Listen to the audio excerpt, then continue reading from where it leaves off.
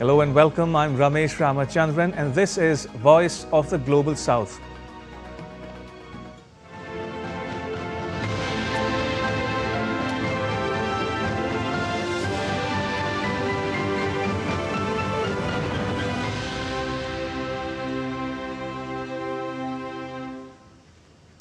All right then, let's get started. On the show this week, a US ally clashes with China's friend over a Hindu temple.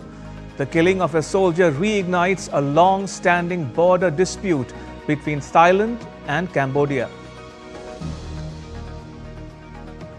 The US arrests a Chinese national for smuggling a deadly fungus into the country. Is agro-terrorism the new invisible threat to food security? And an Indian astronaut is said to make history by landing on the International Space Station. All that and much more coming up on Voice of the Global South. Our cover story this week is about two Buddhist countries, both ruled by kings. One, a US ally, and the other, a friend of China. And they are locked in a bitter feud over, guess what? An 11th century Hindu temple. Could it get any more complicated, you might wonder? Well, you would not be entirely wrong. Now, Thailand and Cambodia are fighting over an ancient Hindu temple that's at the center of a long-standing border dispute. Now, Thailand and Cambodia are both kingdoms. They are constitutional monarchies. They are predominantly Buddhist countries, and they are ruled by the children of former prime ministers. Thailand's Prime Minister Paetongtarn Shinawatra is the daughter of Thaksin Shinawatra, and Cambodia's Prime Minister Hun Manet is the son of Hun Sen. But the similarity ends there. While Thailand is a treaty ally of the US, Cambodia is one of the closest allies of China. So they couldn't be more different than chalk and cheese. Now, the object of their dispute is a Hindu temple called Tamwan Tom. It's dedicated to Lord Shiva. A natural lingam or a symbolic representation of Lord Shiva was discovered inside this temple. And both countries stake claim to the land in and around the temple, leading to periodic skirmishes. Now, the problem is that the 800-odd kilometer-long border between Thailand and Cambodia was largely drawn when France colonized Southeast Asia between 1887 and 1954. The territory, then known as French Indochina, encompassed modern-day Vietnam, Laos, and Cambodia. Here's what triggered the latest military standoff between the two Southeast Asian neighbors. In February, a group of Cambodian women, escorted by troops, sang the country's national anthem at Tamwan Tom before being stopped by Thai soldiers. Bangkok formally protested to Phnom Penh after a video of women singing the patriotic song was posted on social media. Tensions escalated on 28th May when a Cambodian soldier was killed after an exchange of gunfire with Thailand's army near another Hindu temple, the 900-year-old Previhir. Now, Previhir is located in an area known as the Emerald Triangle, a region bordering Cambodia, Thailand, and Laos. Cambodia claimed that it was attacked first, but Thailand claimed that its soldiers were only responding to gunshots. Thai and Cambodian generals met on 29th May, the day after the skirmish. Thailand said that both sides agreed to move troops away from the area, but Cambodia maintained that it will not pull back its troops. Cambodia has since said that it will file a complaint with the International Court of Justice. Prime Minister Hun Manet wants the court to adjudicate on the sovereignty of the Tamwan Tom temple and 3 other locations. He said that even if Thailand does not agree on bringing the issue to the ICJ, Cambodia will still file the complaint. Now, it's possible that Hun Manet is confident of a favorable court verdict. That's because in 1962, the court found that the Previhar temple is indeed situated in the territory of Cambodia. It upheld the submissions of Cambodia concerning sovereignty over it. The court reaffirmed Cambodia's sovereignty of Previhar in 2013 following a military clash over a patch of land next to the temple, which led to several years of sporadic violence, resulting in more than 24 deaths. So Hun Mane is hoping that the World Court will again vindicate Cambodia's claim. But in contrast, Cambodia's intention to appeal to the Hague-based court has touched a raw nerve in Thailand. The Thai government has said it will not recognize the jurisdiction of the ICJ in the territorial disputes with Cambodia. Now, the dispute has come at an inopportune time for Thailand's Prime Minister Paetongtarn Shinawatra, who only recently met with Hun Mane at the ASEAN summit. Paetongtarn Shinawatra travelled to Cambodia in April on a two-day visit, during which she discussed with Hun Mane about cross-border cooperation on issues such as online scams and air pollution. Last year, her government was slammed for proposing to resume talks with Cambodia on the demarcation of maritime territory that's believed to hold profitable hydrocarbon resources. Public attention has also turned to the Shinawatra family, with critics pointing to the long-standing personal ties between Thaksin's family and Hun Sen's. This familial connection has fueled public skepticism, with some questioning whether the territorial dispute is being influenced by mutual interests between the two powerful political families. The compulsions of politics, therefore, forced Prime Minister Paetongtarn Shinawatra to declare that Thailand will not cede an inch of territory to Cambodia. Now, it was directed more at a domestic audience, as she sought to reassure people that her government is not sitting idle. She also addressed criticism over her family's close ties to the Cambodian leadership by saying that it's not bad having friends, but if friends clash and demand to share a part of your home, no one would agree to that. She added for good measure that her government has not ruled out a move to partially or entirely close border checkpoints if tensions escalate with Cambodia. Now, indicating a similar hardening of positions in Phnom Penh, Cambodia said that it will host a meeting with Thailand on 14th June, but will not discuss issues such as the Tamon Tom temple, as the country has already decided to refer the matter to the International Court of Justice. Former Cambodian Prime Minister Hun Sen, who now heads the upper chamber of the country's legislature, warned that if the ICJ fails to resolve the matter, the situation could spiral into a prolonged conflict, drawing parallels with the Gaza Strip. The border dispute has put a spotlight on Hinduism's vital role in shaping the early history of countries in Southeast Asia, extending from Myanmar all the way to Indonesia. The influence of Hinduism in Cambodia can be traced back to the temples built during the Khmer Empire between the 9th and 15th centuries. The most famous example of it is Angkor Wat. Modern Cambodians who still call themselves Khmers have direct ancestry from the Khmer people. The Vishnu of the Western Mabon, one of the largest bronze statues discovered at the Angkor archaeological site in Cambodia in 1936, has been displayed in Paris following over a year of restoration work. This monumental sculpture dates back to the 11th century and is one of the rare representations of Lord Vishnu, who is one of the principal gods in Hinduism. India has completed the restoration works in Cambodia's Angkor region, which included the restoration of Angkor Wat. In 2018, India signed a memorandum with the Cambodian government for the restoration of Previhar temple. The influence of Hinduism is also visible in neighboring Thailand, where the Hindu epic Ramayana is popular. Thailand has come up with its own version of the Ramayana called Ramakien.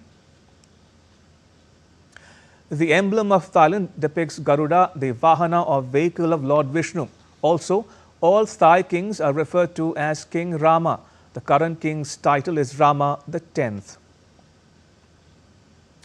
The influence of Hinduism has also left its mark on the culture of Bali, Java and Sumatra in Indonesia. In fact, Bali is the only Hindu-majority province in Indonesia.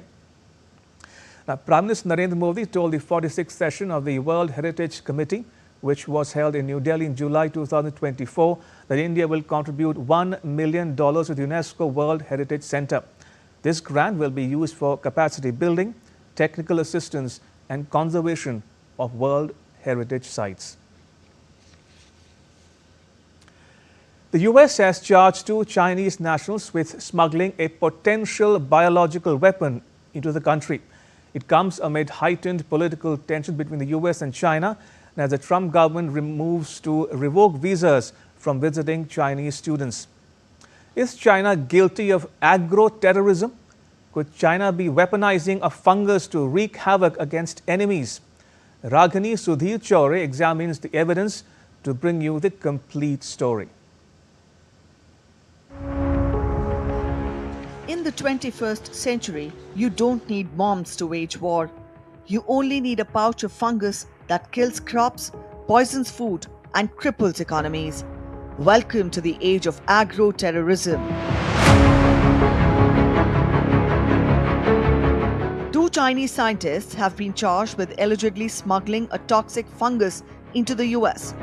33-year-old Yang Kengjian and her 34-year-old partner Zhanyong Liu are accused of conspiring to smuggle a dangerous plant pathogen called Fusarium graminearum into the US. In scientific literature, the fungus is classified as a potential agro-terrorism weapon that causes billions of dollars in losses each year. It is notorious for causing Fusarium head blight in grains such as wheat and barley. It produces toxins harmful to both humans and livestock, leading to liver damage and reproductive defects. In July 2024, Liu was stopped at Detroit Airport in the US for carrying concealed samples of the fungus. Initially, he denied knowledge, but later he admitted that he intended to study the pathogen at the University of Michigan, where Jian was conducting research. Liu is a Chinese researcher. He claimed that the fungus was brought into the US for academic work. But the US government authorities were not convinced, especially when they learned that he wasn't acting alone. Liu's partner, Yang Kengjian, is also a scientist. She has a PhD in plant pathogens from China. She worked at a research lab in the University of Michigan, and that's where the fungus was reportedly headed. The two now face serious charges of smuggling, conspiracy, visa fraud, and lying to the US government officials. Jian is currently in the US custody and due in court on 13th of June. Liu, meanwhile, has returned to China and is out of US jurisdiction. The laboratory in question lacked the necessary US government permits to handle such hazardous materials. Investigations revealed electronic communications between the duo discussing the smuggling and research plans. US authorities expressed grave concerns over the potential use of the fungus as an agro-terrorism weapon, citing its capacity to devastate crops and contaminate food supplies. But some experts question the classification of Fusarium graminearum as a bioterrorism agent. An agronomist, Claire Keane, says the fungus is already present in the US and is manageable through existing agricultural practices. But the Federal Bureau of Investigation, the US Domestic Intelligence and Security Service, has labeled it as an act of agro-terrorism. Its director, Kash Patel, questioned the Chinese Communist Party's intentions to infiltrate the US. Patel said, and I quote, "This case is a sobering reminder that the CCP is working around the clock to deploy operatives and researchers to infiltrate American institutions and target our food supply." According to the US prosecutors, Jian allegedly has links with Chinese Communist Party. She allegedly received funds from a Chinese government-backed foundation. What does this mean for academic exchange between the two countries? Can labs be trusted to self-regulate biohazard research? And is agro-terrorism the next invisible war front? China's official response has been muted. Its foreign ministry says that they were not aware of the case, but reminded Chinese citizens abroad to follow local laws. A Chinese foreign ministry spokesperson said that The Chinese government has always required Chinese citizens to overseas to strictly abide by local laws and regulations, and at the same time safeguards the legitimate rights and interests of Chinese citizens overseas in accordance with the law. This case is not without precedent. There have been times in history when agro-terrorism was used as a bioweapon to destabilize enemies. Nazi Germany once plotted to destroy British crops using beetles. Imperial Japan researched ways to weaponize wheat rust. And in 1984, a cult in the US state of Oregon poisoned salad bars with salmonella just to sabotage an election. In recent times, Ksenia Petrova, a Russian scientist at Harvard University in the US, faces potential deportation after she failed to declare biological samples in her luggage upon returning from a trip to Paris. The incident involving Chinese scientists come at a time of rising US-China tensions and trade disputes. The Trump government recently announced a crackdown on Chinese student visas, citing national security threats. US Secretary of State Marco Rubio has vowed to aggressively revoke visas for Chinese students, a move condemned by Beijing as unreasonable and discriminatory. Jian awaits trial in the US state of Michigan. As for Liu, he is not likely to return because the US and China do not share an extradition treaty. The fungus was intercepted, but not before it infected something else, the fragile crust between Washington, D.C. and Beijing. Ragini Sudhir Chaure for DD India. Shubhanshu Shukla is set to become the first Indian to reach the International Space Station and only the second ever in orbit, an achievement that India hopes will be a stepping stone for its own maiden human space flight program. Ragini Sudhir Chaure reports. ऊपर से भारत कैसा दिखता है आपको? मैं बगैर किसी झिझक के कह सकता हूँ कि सारे जहां से अच्छा।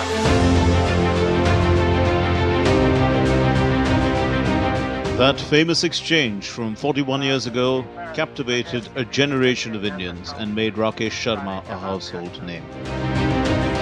Come 10th June, another Indian will take a shot at history by becoming the first to travel to the International Space Station. Shubhanshu Shukla will lift off aboard Axiom Space Mission 4 or AX-4 from US Space Agency NASA's Kennedy Space Center. The launch is scheduled for 12:22 GMT, that is 5:52 p.m. IST. He will dock at the International Space Station at 16:30 GMT, that is 10 p.m. IST on Wednesday, 11th June. Born on 10th October 1985 in the city of Lucknow, Shukla was commissioned into the Indian Air Force in 2006. A test pilot, Group Captain Shukla, has logged more than 2,000 hours of flying. He has flown combat jets such as Su-30 MKI, Jaguar bombers, and the rugged AN-32 military transport aircraft. Originally slated for 8th June, the mission was rescheduled for operational alignment. But the objective remains unchanged, sending India's second astronaut into space 41 years after Wing Commander Rakesh Sharma's historic journey in 1984. Back then, Sharma travelled aboard a Soviet Soyuz capsule, becoming the first Indian to orbit the Earth. His now immortal words, "Sare jahan se acha," echoed from space, placing India on the cosmic map. And now Shukla prepares to carry that legacy forward. Shukla was one of 4 IAF pilots selected by Indian Space Agency ISRO in 2019 for India's first fully indigenous human spaceflight program called Gaganyaan, alongside Group Captain Prashant Balakrishnan Nair, Group Captain Angad Pratap, and Group Captain Ajit Krishnan. Shukla's mission offers India a rare opportunity, a test run in space to gain vital in-orbit experience in the run-up to the launch of Gaganyaan in early 2027. ISRO chairperson V. Narayanan says that the benefit India will get from this mission is phenomenal in terms of the training, exposure to the facilities and the experience of jointly conducting experiments in space. Shukla will pilot a SpaceX Crew Dragon spacecraft launched atop a Falcon 9 rocket. Experts say that the pilot plays a crucial role because they act as the mission commander's second in command and support spacecraft operations during launch, docking, undocking, and return to Earth. The crew is expected to spend 14 days aboard the International Space Station, engaging in science, diplomacy and public outreach. While we are on the station for 2 weeks, we will be performing a lot of scientific experiments and conducting several outreach events. I know that right now, an entire team is working to ensure that every minute we spend on the station is scheduled for activities to optimize our time on the station. I endeavor to train well and execute this mission with utmost professionalism. Joining Shukla on this historic journey are 3 other astronauts. Peggy Whitson, a veteran who holds the record for most time spent in space by a US astronaut and any woman worldwide, Tibor Kapu from Hungary, and Sławoc Uznanski from Poland. Like Shukla, the Hungarian and Polish astronauts are also only the second spacefarers from their nations, returning their flags to orbit after a gap of 4 decades, mirroring India's own space comeback. Together, the crew will conduct more than 60 experiments, making AX-4 the most research-intensive mission Axiom has ever launched. These studies involve researchers and agencies from 31 countries, including India, the US, Poland, Hungary, Saudi Arabia, Nigeria, the UAE, and Brazil. They span disciplines such as human physiology, biological sciences, Earth observation, and material science in microgravity. The AX-4 mission is a collaborative venture among a private company called Axiom Space based in Houston in the US, NASA, ISRO, and European Space Agency. Shukla will carry personal and national mementos representing India to the International Space Station. I also have a personal agenda of capturing my experience on board this station through pictures and videos so that I can share these with all the Bharatvasis back home. I want them to share this thrilling experience through my eyes. For I truly believe that even though I, as an individual, am traveling to space, this is the journey of 1.4 billion people. As India sets its sight on self-reliance in space exploration through the Gaganyaan mission, Shubhanshu Shukla's upcoming flight is more than just symbolic, it's strategic. It seamlessly merges military precision, international partnership, and scientific ambition. Incidentally, Shukla will lift off from the same launch pad used by Apollo 11. Apollo 11 was a historic spaceflight conducted by the US in 1969 and landed the first humans on the moon. From the cockpit of a Sukhoi to the cabin of a spacecraft, the trajectory of Group Captain Shubhanshu Shukla is now headed beyond the Earth. On 10th June, when the engines ignite and the Falcon 9 lifts off, it won't just be one man heading to space. It will be a nation taking its next confident step among the stars. Ragini Sudhir Chore for DD India.